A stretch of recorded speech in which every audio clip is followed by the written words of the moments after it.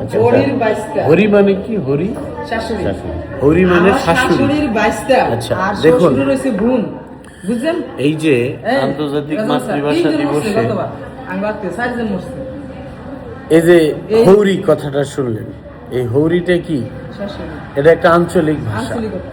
তো আসলে আঞ্চলিকতা কিন্তু কোনো ভাষার ব্যারিয়ার না। হ্যাঁ, আঞ্চলিকতা হচ্ছে একটা ভাষার সৌন্দর্য। ধরুন আমরা রাজশাহী অঞ্চলের মানুষরা এক অ্যাকসেন্টে কথা বলি, এদিকে এই যে স্যাররা গাজীপুরের মানুষরা এক অ্যাকসেন্টে কথা বলে, যে আপা আর এক অ্যাকসেন্টে কথা বলে। দেশের নানা প্রান্তে ভৌগোলিক অবস্থা পরিবর্তনের সাথে সাথে কিন্তু ভাষার রূপটা পরিবর্তন হয়। এগুলো আঞ্চলিক ভাষা হচ্ছে উপভাষা। তো এই এত এত ভাষা আছে বিধায় আমাদের এই ভাষাটা এত ডাইভার্স এবং এত বৈচিত্র্যপূর্ণ এবং সুন্দর।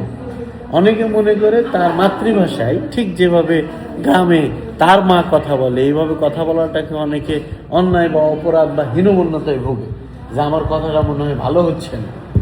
কিন্তু আসলে এইভাবে কথা বলাতে কোনো সমস্যা নেই। আমরা যেটাকে চলিত ভাষা বা